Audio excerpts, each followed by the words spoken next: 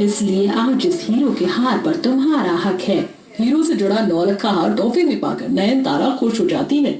OMG, ये diamond set कितना ethnic design है। थैंक यू सो मच सासू माँ इस बेशकीमती हीरो के हार के लिए।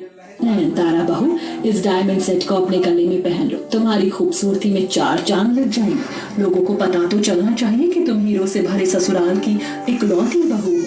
हीरो से भरे आलीशान महल से घर के अंदर हाई क्लास मेहमान भी मौजूद थे। रईस इंदुवती, जिनके पुश्ते हीरे जवाहरात के पुराने जौहरी थे, उनके यहाँ नई नवेली बहू की मुंह दिखाई चल रही होती है। तभी अपराजिता नाम की गरीब सी औरत महल के दरवाजे पर आती है, मगर द्वारपाल उसे अंदर नहीं जाने देते हैं। अरे ओ गरीब औरत, तुम अंदर नहीं जा सकती। क्यों नहीं जा सकती मैं अंदर? क्योंकि अंदर हाई क्लास लोगों का सेलिब्रेशन चल रहा है। तुम यहीं खड़ी रहो, शराब दरवाजे के बाहर मिलती है। अगर ये द्वारपाल जान जाते कि मेरा इस घराने से क्या नाता जुड़ा है, तो ये मुझे कभी न रोकते। अपराजिता दरवाजे से लौट जाती है, पीछे से दूसरे द्वार से हीरो से भरे महल में दाखिल होती है, जहाँ हाई क्लास की औरतें हीरो के जेवर नयनतारा को चढ़ा रही थी। ये लो नयनतारा बहू, ये डायमंड कान के टॉप्स मेरी तरफ से तुम्हारे लिए छोटा सा गिफ्ट। आपका बहुत बहुत शुक्रिया। तभी गरीब वेशभूषा में चेहरे पर मुस्कुराहट लेकर अपराजिता आगे आकर चांदी की पतली सी पायल देती है। शादी की बहुत बहुत बधाई हो प्यारी भाभी, ये मेरी तरफ से आपके लिए छोटा सा भेंट। नयनतारा घमंड से चिल्ला पड़ती है। What the rubbish? Who the hell are you? हो कौन तुम? और तुम जैसी 2 कौड़ी की सड़क छाप को अंदर किसने आई दिया? ये सुनते ही अपराजिता की आंखों में आंसू भर आते हैं। फिर वह अपनी सफाई पेश करती है। मैं कोई गैर नहीं हूँ नयनतारा, मैं आपकी ननद हूँ और इस हीरो से भरे मायके की बेटी हूँ। लेकिन सम्राट ने तो मुझसे कहा था कि उसकी कोई बहन नहीं। और सासू माँ, आप जब मेरे घर रिश्ता जोड़ने आए थे तो आपने भी यही कहा था कि सम्राट आपका इकलौता बेटा है। फिर ये बेटी कहाँ से आ गई? हाँ, मैंने सच कहा था, मैं इस गरीब को नहीं पहचानती। जरा देखो इसकी शक्ल, जिसके कान, नाक, सूने हैं और कलाइयों में कांच की चूड़ी है। क्या एक हीरो से भरे मायके की बेटी का रुतबा ऐसा होगा? हीरो में तौल कर रखती मैं अपनी बेटी को। ये सुनकर अपनों से भरी महफिल में अपराजिता बेगानी महसूस करने लगती है। इनमें से कौन झूठा कौन सच्चा है? अगर अपराजिता हीरो से मायके की बेटी है तो वह इतने गरीब हालातों में क्यों है? ये जानने के लिए हमें पिछली कहानी में देखना होगा। बस माँ, मुझे और शाही पकवान नहीं खाने, पेट भर गया। अरे आज तेरा जन्मदिन है, ये सारा शाही खाना मैंने खुद बावर्ची खाने में सुबह से लगकर खास तेरे लिए बनाया है। चल, ये चीनी की मिठाई तो खाना रह गया, खा ले अब। माँ, आपने तो मुझे तोहफा दे दिया, लेकिन पिताजी कहाँ हैं? पिताजी अपनी प्यारी बेटी के लिए तोहफा तराशने में लगे थे।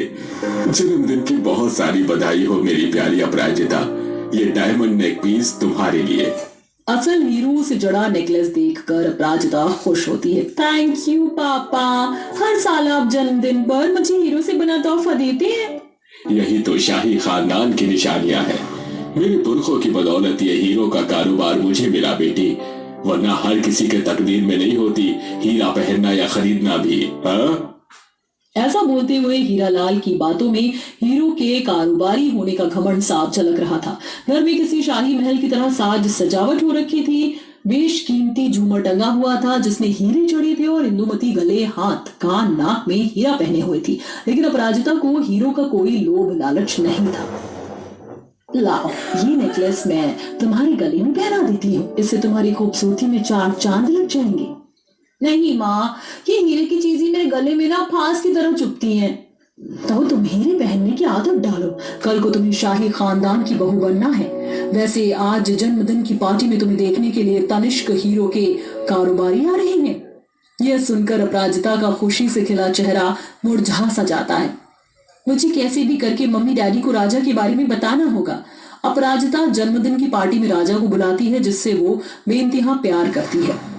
पार्टी शुरू होती है, तभी अपराजिता के पिता घमंड से ऐलान करते हैं। देवी और सज्जनों, जैसा कि आप सभी जानते हैं, आज मेरी बेटी का जन्मदिन है। इसलिए इस खास मौके पर मैं अपनी बेटी की सगाई तनिष्क डायमंड कारोबारी के बेटे शौर्य के साथ करने का ऐलान करता हूँ, वो भी इसी वक्त, क्योंकि मौका भी है और दस्तूर भी। इंदुमती जी, अपराजिता को अंगूठी दीजिए। जी जी, ये डायमंड रिंग पहनाओ अपराजिता। छलकते आंसुओं से अपराजिता दूर खड़े राजा को देखती है। लगता है अपराजिता जी झिझक रही हैं। चलिए मैं ही आपको डायमंड रिंग पहले पहनाता हूँ। खास आपके लिए अपने हाथों से तराशी है मैंने ये हीरे की अंगूठी। पक्का जौहरी हूँ, मिलावट नहीं करता, खरा हीरा है आपकी तरह। माफ कीजिएगा, मगर मैं ये अंगूठी नहीं पहन सकती क्योंकि मैं राजा से प्यार करती हूँ। अपराजिता रोते हुए सबके सामने गरीब राजा के गले लग जाती है। तभी भाई सम्राट गुस्से में आग बबूला हो जाता है। देख रहे हैं पिताजी, आप इस लड़की ने हमारी नाक कटवा दी। सम्राट, सब्र से काम लो, जोश में होश नहीं खोते। अपराजिता, ये लड़का तुमसे नहीं बल्कि तुम हीरो के मायके की बेटी हो, इसलिए प्यार का नाटक रचा रहा है। बता कितने रुपए चाहिए तुझे? मैं अपराजिता के सामने इस हीरे जवाहरात को ठोकर मारता हूँ। सुन लिया पिताजी, मेरा राजा मेरी नजर में हीरा है। मैं राजा के साथ अपना घर बसाने जा रही हूँ। एक बार फिर सोच लो अपराजिता, अगर हमारी मर्जी से शादी करोगी, इस हीरो के मायके से हीरो के खानदान में तुम्हारी डोली उठेगी। इसका हाथ थाम कर तुम्हें दर दर भटकने के सिवा कुछ नहीं मिलेगा। सोने चांदी के बर्तन में खाने वाली, मखमल के बिस्तर में सोने वाली, इस पत्थर काटने वाली के साथ गुजारा कर लोगी? पिताजी, राजा जनक ने भी माता सीता के लिए महलों का राजकुमार चुना था, फिर भी तो सीता जी की जिंदगी वनवास काटने में गुजर गई। आप मेरे लिए हीरो से भरा ससुराल चुन सकते हैं, मगर मेरी तकदीर में लिखे का फैसला नहीं बदल सकते। चलो राजा। एक तरफ अपराजिता राजा के साथ शादी रचा लेती है, वहीं उसका नाता उसके हीरो के मायके से टूट जाता है। आज के बाद इस हीरो के घर में इस लड़की की एक भी तस्वीर नजर नहीं आनी चाहिए। मर गई आज से ये मेरे लिए। वहीं दूसरी तरफ अपराजिता अपने सुरंग वाले ससुराल में पहुंचती है, जहां सास ससुर नंद पहाड़ी के अंदर सुरंग बनाकर कठिनाई से रह रहे थे। आओ बहू, ये तुम्हारा हीरो के मायके जितना बड़ा आलीशान नहीं, बस तुम्हारे गरीब ससुराल वाले सुरंग में सर छिपा रहे हैं। आज से तुम भी हमारे परिवार का हिस्सा हो। माँ जी, खुश रहने के लिए महंगे जेवर, आलीशान घर नहीं चाहिए होता। आशीर्वाद दीजिए। सौभाग्यवती भव बहू। कुछ देर में रात ढल जाती है, जिससे संकरी सुरंग में सब लोग बहुत साकेती में सोते हैं। उस सुरंग के पहाड़ी के अंदर होने के चलते वहां काफी ठंडक भी थी। ये भगवान, ये सुरंग तो रात में कितनी ठंडक से भर गई, जैसे हिमालय की बर्फ पिघल रही हो। किसी तरह उन दुख तकलीफों में गरीब बहू सुरंग वाले ससुराल में खुद को ढाल लेती है। सुरंग के बाहर चूल्हा डालकर भरण पोषण करते थे और पत्थर काटने का जोखिम भरा काम करते थे। थोड़े दिन में अपराजिता के भाई सम्राट का रिश्ता पक्का हो जाता है। अपराजिता, तुम्हें पता चला तुम्हारे भाई की आज हीरा महल में सगाई हुई है, कल शादी और मुंह दिखाई है। भाभी, फिर तो आपको जाना चाहिए, आपके इकलौते भाई की शादी है। नहीं इच्छा, मैं यहीं रहकर खुश हूँ। बहू, मैं तेरे न जाने का कारण समझता हूँ, लेकिन माँ बाप का दिल न बाहर से सख्त मगर अंदर से मोम की तरह होता है। माता पिता ज्यादा देर तक संतान से खफा नहीं रहते। ये सुनते ही अपराजिता की आंखों से झरझर आंसू बहने लगते हैं। तो क्या बाबूजी, मेरे माता पिता ने मुझे माफ कर दिया होगा? हाँ बहू, तुम्हें जाना चाहिए। मैंने कुछ पैसे जोड़ रखे हैं, इससे अपनी होने वाली भाभी के लिए चांदी की पायल बनवा कर ले जाओ, तोहफे में दे देना। अगले दिन अपराजिता अपने सुरंग के ससुराल से विदाई लेकर हीरो के मायके में आती है, जहां उसे जलील किया जाता है। तुमने तो अपनी पसंद से बहुत ही जिम्मेदार जीवन साथी चुना था। मुझे तो लगा था वो तुम्हें हीरो में तौल कर रखता होगा, मगर तुम्हारे कान, नाक, गला सब सोना है और कलाइयों में कांच की चूड़ी।